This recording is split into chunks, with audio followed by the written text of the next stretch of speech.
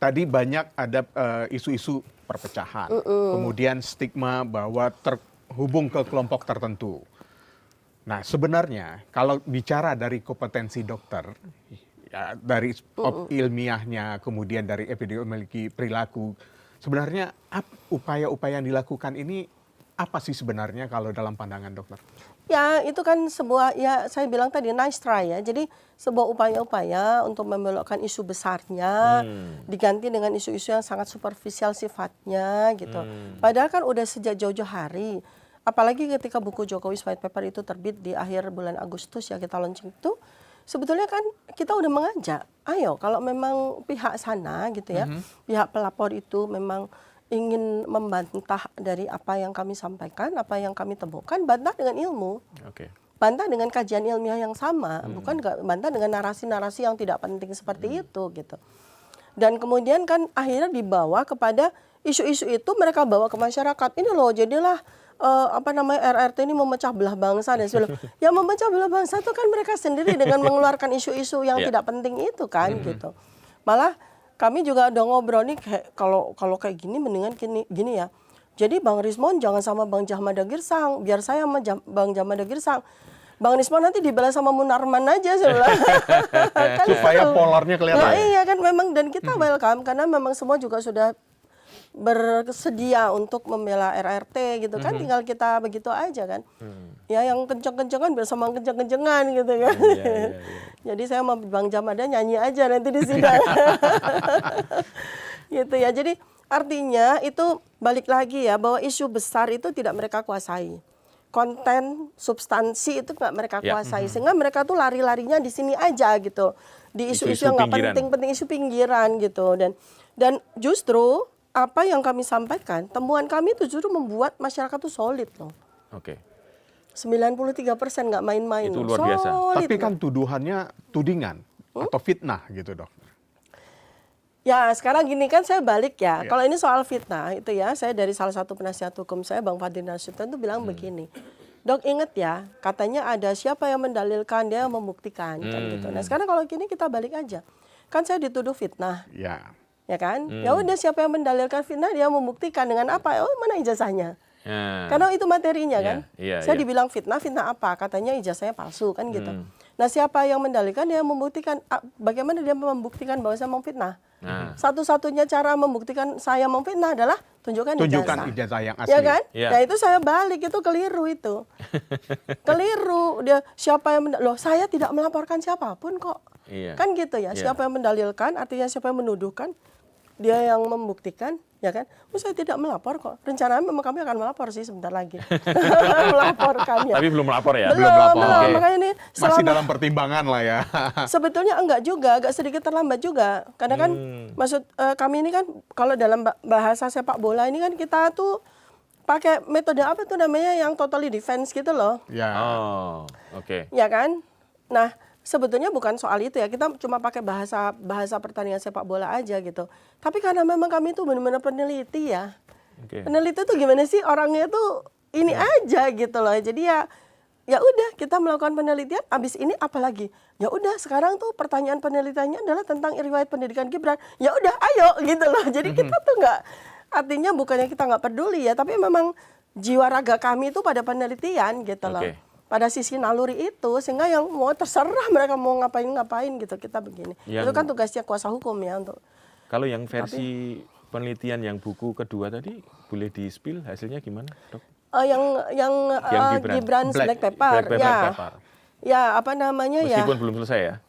Sudah selesai, sudah tinggal di launching. Iya, tinggal di launching, sudah selesai, dan seharusnya memang kami mau ke Singapura, tapi itu kan kita sudah dapat data juga dari banyak kan yang sudah diaspora Singapura, guru besar, bahkan profesor, bahkan mereka yang pernah sekolah di MDIS, pernah kuliah di MDIS, bahkan yang pernah kuliah di pernah sekolah di Orchid Park Secondary School, itu SMP plus ya, bukan SMA ya.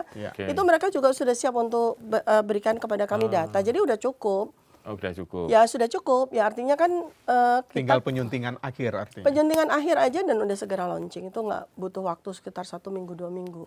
Rencana kami kan memang November.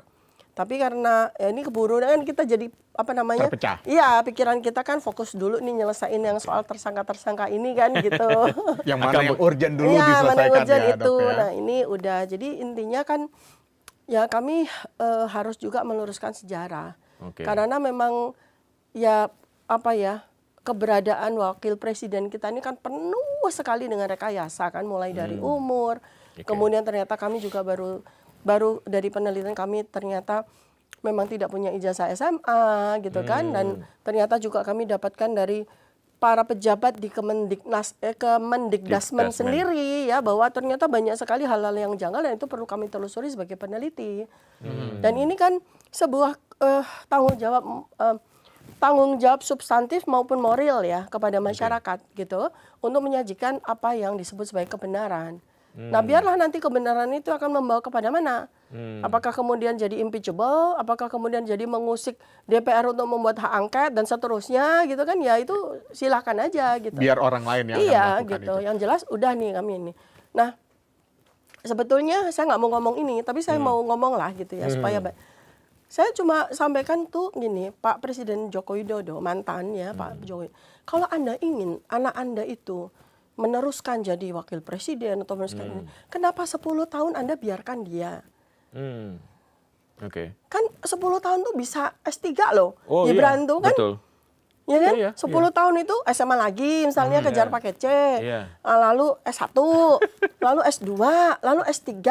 Iya, Ya kan saya nggak pantas gitu loh. iya. Kemudian di 2024 maju Langsung jadi, running. iya kan? Pantas gitu loh. Kok nggak melakukan apapun? Dan kita dipaksa untuk menerima kepalsuan-kepalsuan. Kita dipaksa untuk menerima seseorang yang tidak punya, Kapasitas. bukan sekedar kapasitas sebenarnya kalau kita bicara undang-undang, dokumentasinya Oke. kan.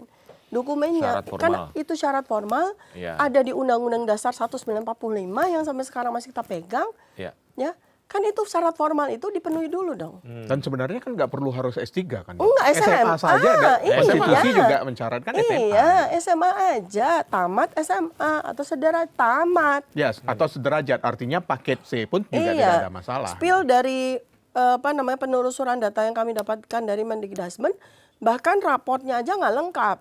Oh. Kan raport itu kan Ini data yang dari Diterima. Kementerian Pendidikan Dasar dan Menengah Iya. terkait dengan data biasanya kan kalau kita bersekolah di luar negeri, kemudian menggunakan Ya. sertifikasi atau ijazah yang kita peroleh di luar negeri itu kan harus ada penyetaraannya. Ini data penyetaraan itu. ya salah satu dokumen dari sekian, kalau nggak salah ada 9 item ya. Ya. Itu salah satunya. Kalau mau disetarakan itu harus ada raport 3 tahun. SMA ya. Ya. Nah sementara ini kalau kita bicara secara sekuensnya, Gibran itu SMA yang ternyata bukan SMA, SMP plus ya atau O level itu SMP ya. Jadi dari SD primary school, kemudian secondary school itu kan SMP plus 4 tahun karena 4 tahun itu. Dia ternyata hanya ikut 2 tahun di situ. Ini data Dikdasmen ya. Berarti dia hanya punya raport 2 tahun. Oke.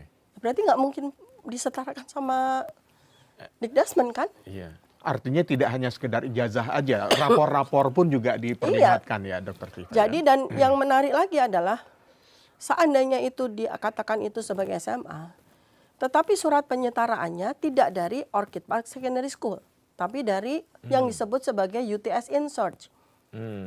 Kan surat penyetaraan yang kemudian dilegalisir dan didaftarkan untuk maju wali kota maupun wakil presiden kan surat penyetaraan itu Ya. dari UTS in Search. Maka kita perlu karena ini ada UTS, University Technology of Sydney, dan ada lembaga namanya InSearch, tapi nggak ada namanya UTS InSearch. Nggak ada namanya lembaga itu UTS InSearch. Kan penasaran kita gitu. Itulah yang kemudian Iya. ditelusuri oleh Mas Roy. Betul. Kalau UTS InSearch, artinya itu ada di bawah kendali atau di bawah institusi yang disebut University Technology of Sydney. Ya. Ya kan? Iya. Ya kan? Berarti Betul. orang ini atau siapapun ini adalah calon mahasiswa yang sudah diterima. Dan tinggal apa katakanlah Penyetaraan iya, bahasa atau Ya. apa biasanya.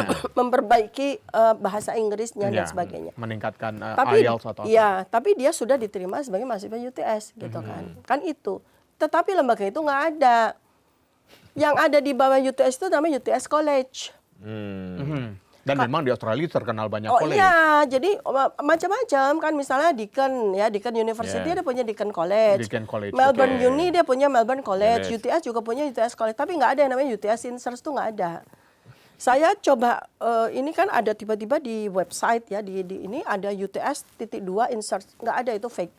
Nggak ada lembaga itu. Jadi adanya UTS ada sebagai university dan adanya Inserts. Inserts pun juga ternyata setelah Mas Roy ke sana itu lembaga udah bubar. Udah nggak ada lembaga kursus bahasa Inggris itu tuh udah nggak ada. Dan apalagi ada pengakuan yang sampai dengan hari ini itu tidak juga diklarifikasi oleh Gibran sendiri. Oke. Ya, Pak Iksan Katonde yang mengantarkan Gibran untuk ke apa sana. namanya ya menjalankan sebuah memori singkatnya, pernah 6 bulan sekolah di situ gitu kan. Ya dia katakan bahwa saya cuma 6 bulan dan nggak selesai begitu. Nah ini kan gimana nih, penipuan publik kan? Betul. Masa kita biarkan? Ya. Masa saya atau kami RRT sebagai peneliti tidak terpanggil untuk memberikan jawaban? Dosa dong kami.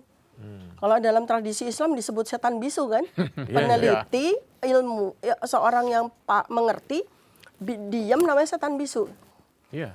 Nah itu yang sekarang kami tunaikan dalam bentuk buku Insya Allah Gibran's Black Paper. Nah, karena Itu, tadi iya.